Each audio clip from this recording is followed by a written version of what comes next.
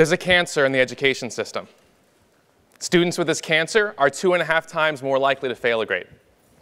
They're less able to focus, less able to memorize, and in a fundamental affront to the purpose of education, this cancer inhibits a student's ability to create new brain cells. It's not an uncommon cancer. The majority of American students experience it to some degree by the time they're teenagers. And yet, our education system doesn't set aside the resources to deal with this. Now, before I name this cancer, I want to tell you why I'm talking to you about it.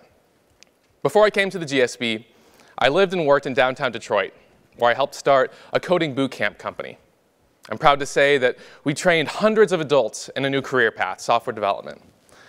But what bothered me at the time was that we were turning away hundreds more. And as I looked at their applications, I realized we weren't turning them away because they had bad attitudes. And it wasn't because they lacked the right motivation. Instead, they had been so deeply underserved by their K-12 education that they were incapable of learning what we had to teach. So I looked into the best analysis and research to understand what is so wrong with K-12. And what I found was that the culprit isn't teacher tenure. And it isn't because there aren't enough iPads in the classroom. Instead, it's this cancer. It's called childhood trauma. And there are many different types. From having a parent in prison, to witnessing domestic violence in the home, to experiencing emotional neglect, to sexual abuse. But the common thread, the real definition of childhood trauma is this. It's the experience for a child, repeated over years, of their safest relationships undermined. The people and environments that should represent safety and security instead become dangerous and threatening. Now, the impact of this trauma is real. People who experience it are more likely to have heart disease, more likely to be depressed, more likely to commit suicide. But one of the most pervasive and yet least discussed impacts of this is its impact on learning. And to help us understand exactly what that might look like, let's think of a case study, a student named Sean. Let's say Sean's dad is in prison, and as a result, his mom works long hours to make up for that financial burden. When she comes home from work, she's exhausted and emotionally unavailable for Sean. Let's say Sean wakes up some mornings to an empty house. His mom's already gone to work, and he's left wondering if anyone is looking out for him. Now, as Sean experiences these things, his body responds in the same way that all of our bodies respond to stressful events. His breath gets short, his heart beats faster, and his brain, as it floods with adrenaline and cortisol, experiences a fight or flight response. It's concerned with only one thing, getting Sean out of the situation. It can't think any deeper than that. And that's where Sean's learning gets affected. Because every morning when Sean goes to school, it looks like he's leaving the cause of his trauma at home. But the effects stay with him. He may look like he's ready to learn algebra or grapple with the big questions of history. But his mind has become accustomed to responding to trauma, and that doesn't stop in the classroom. His brain is physiologically incapable of learning. And his brain chemistry becomes the barrier to a quality education. Now, a fight response in the classroom might look like Sean acts out and is disruptive. A flight response might look like he's uninterested or disengaged. And if Sean's at a school that hasn't trained its teachers to recognize these things as potential symptoms of childhood trauma, Sean might just be ignored as a problem child. And if he never gets to a school that is prepared to understand what he's struggling with, he might get robbed of an education that he deserves. His very future becomes a victim of his trauma. Now, I know we're talking about the education system here. Child Protective Services is supposed to stop this trauma from happening.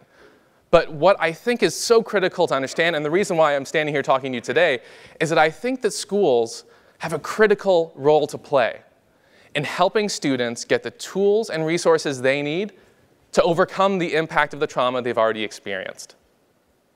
I think we need to redefine what we consider a quality education. It's not enough to think of schools as simply transmitting information. I think schools need to prepare the minds of the students to absorb that knowledge. Because it doesn't matter how fantastic your curriculum is if you're trying to teach students whose brains are insulated by the effects of trauma. We should all care about this because we're all stakeholders in the education system. We're taxpayers who fund it. We're current or future employers who will hire the people who graduate from it. And many of us are current or future parents who are going to send our kids into it. Now, if we, as the stakeholders, exist in a society that is full of people who are robbed of their education, we shouldn't be okay with that. Now I realize that there's been a lot of doom and gloom so far. And I'm not a doom and gloom kind of guy. I have a lot of great things to share about 3 schools across this country that are doing meaningful things to address the impact of trauma. The first one is a high school in Washington State. They've taken an institutional approach. They've put aside the resources to train teachers to recognize and deal with the impact of trauma among their students, and hired mental health professionals on site. What this looks like is when a student like Sean is acting out in class, his teacher doesn't ask herself initially, what's wrong with Sean? But what happened to him? And with that as the beginning of the conversation, Sean can start a journey of recovery, starting in the classroom and culminating in the office of that mental health professional on campus, helping him get through what he's experienced. Another great example is the elementary school in Texas called the Momentous Institute. They've addressed one particular symptom of childhood trauma, which is the inability to regulate your emotions. The way they've done that is they've turned to a trusty glitter ball. They've given every single student a plastic ball filled with water and glitter, and it holds the key to teaching students like Sean how to overcome his lack of emotional regulation. Because when he gets upset or angry, he's trained to first shake up that glitter ball and not respond to his emotion. As the glitter swirls around inside the ball, Sean thinks about what he's feeling and what the most productive way to respond to that is. Once that glitter has settled, so has he. And over the course of years, he learns how to overcome the emotions he's experiencing. And every day that might have been lost to emotions that are out of control are reclaimed by Sean. The final example is being developed right here at Stanford GSB. It's called Mindful K-12, and it's an app that allows a high school teacher to start a day with a mindfulness exercise. Now, in addition to all of the wonderful benefits of mindfulness, this activity, done on the phones of students, culminates in one question. What emotion do you feel most this morning? The result is a roster for the teacher, every student and every emotion, so that when Sean has his head on his desk in the back of the classroom, his teacher knows that he reported feeling really sad this morning.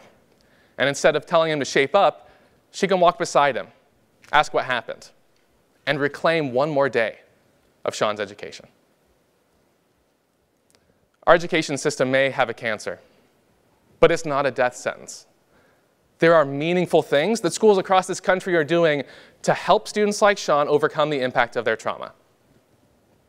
If we, as the stakeholders in the education system, can help these schools set aside the resources necessary to value their students' mental health as much as their test scores, then we could see some dramatic improvement.